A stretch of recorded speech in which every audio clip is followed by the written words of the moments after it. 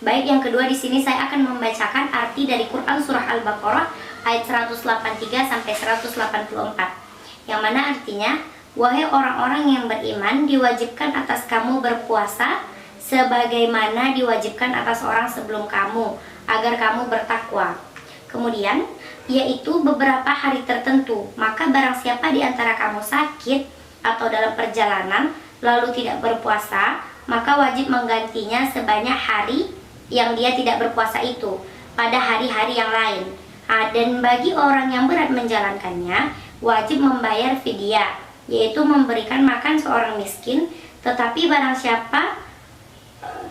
siapa dengan kerelaan hati mengerjakan kebajikan itu, maka itu lebih baik baginya, dan puasamu itu lebih baik bagimu jika kamu mengetahuinya. Maha benar Allah dengan segala firman-Nya. Baik, yang ketiga di sini saya akan membacakan potongan ayat beserta artinya.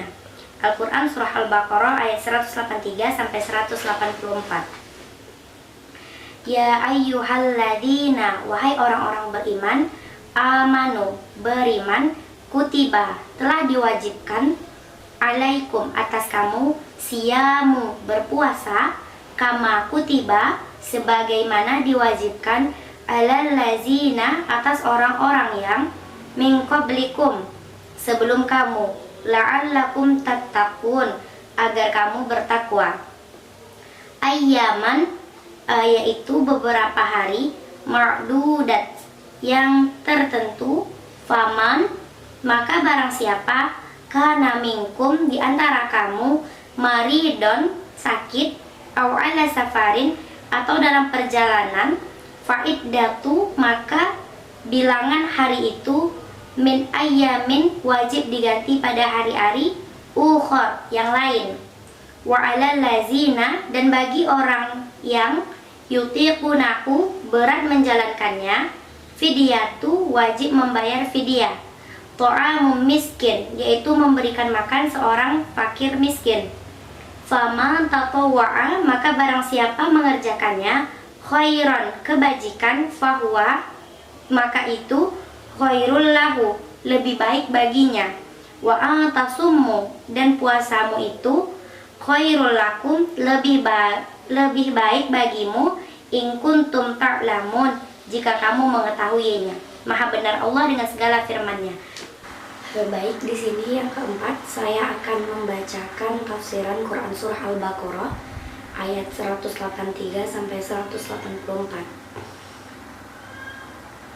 Untuk tafsiran Al-Quran surah Al-Baqarah ayat 183, Al-Quran surah Al-Baqarah 183 ini yang menjadi dasar bagi umat muslim dalam menjalankan ibadah puasa. Nah, Allah menyampaikan bahwa puasa merupakan ibadah yang bersifat wajib. Maka dari itu, mulai dari kampung-kampung sampai perkotaan, semua orang Islam berkewajiban melaksanakan ibadah puasa. Nah, akan tetapi ayat berikut Allah memberikan pengecualian kepada 3 orang yang tidak berpuasa Ramadan. Yakni yang pertama itu ada orang sakit, kemudian ada orang yang sedang berpergian jauh atau musafir. Yang ketiga, orang tua yang renta atau orang tua yang udah seperti perpaduan antara fisik dan usia. Nah, beberapa berbicara mengenai pengecualian pertama, yakni orang dalam kondisi sakit boleh untuk tidak berpuasa. Ternyata tidak bisa asal atau sembarangan saja. Perlunya adanya pihak yang memiliki otoritas dalam melakukan penilaian secara objektif terkait kondisi kesehatan seseorang. Lantas, yang menjadi pertanyaan, siapa pihak yang memiliki otoritas tersebut? Pada konteks ini, pihak yang memiliki otoritas untuk menentukan seseorang yang dalam kondisi sakit atau tidak adalah pihak atau orang yang memiliki kemampuan atau kapabilitas dalam bidang medis seperti seorang dokter. Ketika ada seseorang yang mengatakan dirinya sakit kemudian tidak berpuasa sebelumnya melalui pemeriksaan medis, maka hal tersebut tidak dapat dibenarkan. Oleh karena itu, peran tenaga medis atau dokter sangatlah penting dalam memutuskan apakah seseorang diperbolehkan untuk tidak berpuasa karena alasan sakit. Nah, sementara ketika seseorang dinyatakan sakit berdasarkan hasil pemeriksaan dokter, dan ia tidak dapat menjalankan ibadah puasa, maka orang tersebut harus mengganti puasanya pada hari di luar bulan Ramadan. Nah, beranjak pada pengecualian kedua, berdasarkan Quran Surah Al-Baqarah ayat 184, dengan jelas Allah Subhanahu wa Ta'ala mengatakan bahwa orang yang sedang berpergian atau musafir juga mendapatkan pengecualian atau kompensasi boleh atau tidak bolehnya berpuasa pada bulan Ramadan. Nah, makna musafir ini juga perlu diperjelas karena tidak ada semua orang yang berpergian dapat dikatakan sebagai seorang musafir. Contoh atau misalnya, nah ada seseorang yang berprofesi sebagai sopir bus rute Kediri Surabaya yang berjarak 123 km.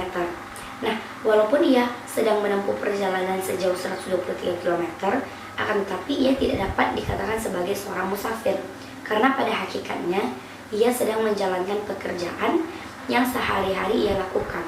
Berbeda dengan tujuan seseorang yang berpergian untuk berperjalanan untuk menuntut ilmu, menjenguk keluarga yang sakit, bersilaturahim.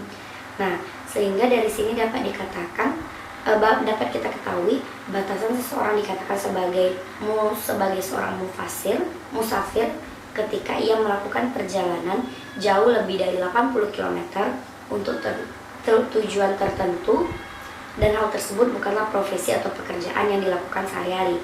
Seorang musafir adalah oleh Allah SWT diperbolehkan untuk tidak berpuasa, akan tetapi harus mengganti puasa pada hari yang selain bulan Ramadan. Kemudian ada 3 orang yang mendapat pengecualian untuk tidak berpuasa berdasarkan surah Al-Baqarah ayat 184. Adalah orang yang sudah tua atau seseorang yang secara fisik renta dan tidak memungkinkan untuk menjalankan ibadah puasa. Nah, orang yang masuk dalam kategori ini diwajibkan untuk membayar fidyah kepada fakir miskin sebagai ganti karena ia tidak dapat menjalankan puasa Ramadan. Sesungguhnya harus membayar fidyah sesuai dengan jumlah hari puasa yang ia tinggalkan. Nah, takaran fidyah yang harus dibayar ketika orang tidak bisa puasa 1 hari adalah 1 mud. Ukuran 1 mud dapat diartikan jumlah total biayanya yang dikeluarkan orang tersebut untuk makan sehari-hari, sehingga bisa jadi ukuran antara orang satu dengan lainnya tidak sama. Contoh 1 mud seorang wali kota dengan 1 mud seorang pekerja kantoran bisa jadi berbeda, tergantung biaya makan yang dikeluarkan dalam sehari-hari. Sekian.